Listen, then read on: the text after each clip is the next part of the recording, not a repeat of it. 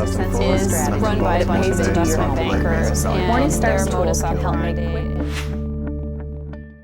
I'm Jason Stipp from Morningstar. We're here at the Value Investing Congress in Pasadena, and I'm talking to Guy Spier. He's with the Aquamarine Fund, and he's talked a little bit today about how investors can be their own worst enemy. He's going to give us a little detail on that. Thanks for joining me, Guy.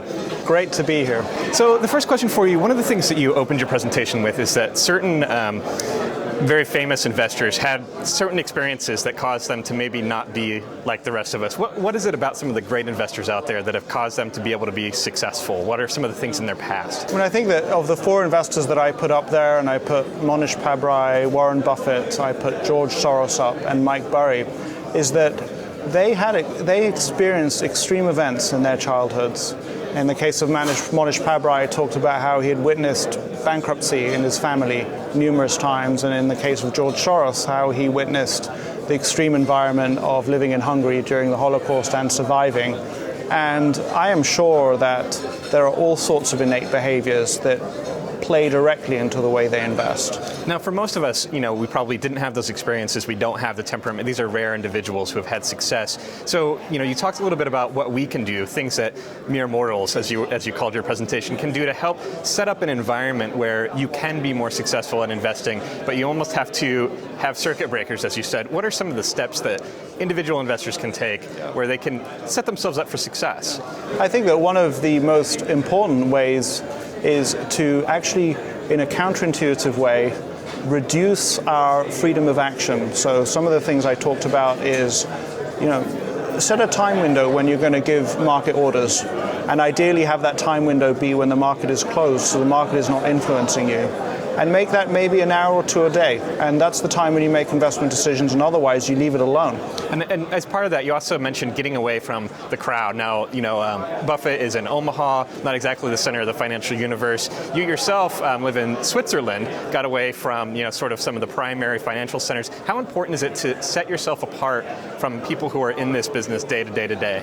I mean, I think that I suffered, my return suffered, and my business suffered because I was spending every day in a building full of financial people.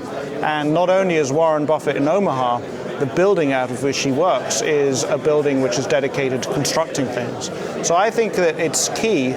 On the other side, it's worth saying, Jason, that I've now created much more of an environment that should be conducive to good investing, so I have far fewer excuses. But it's worth saying that for Morningstar's customers, what your customers should take away from my talk is that they often feel like they are at a disadvantage to the professional investors. And in fact, individual investors, provided they're not leveraged, provided they're investing with long-term money, have some profound advantages. Certainly something important for people to keep in mind. They can do some things that other investors can't do. Absolutely. In fact, what I've done with my business is I've moved it away from an institutional business towards more of a business that looks more like somebody running their own portfolio, because I realized I'd be able to make better investment decisions. Sure. Last question for you. We saw a lot of mistakes that investors were making throughout the downturn and the short-term thinking that they had. Do you think, what would you say are the mistakes that investors are making today in this market environment after we've had a recovery?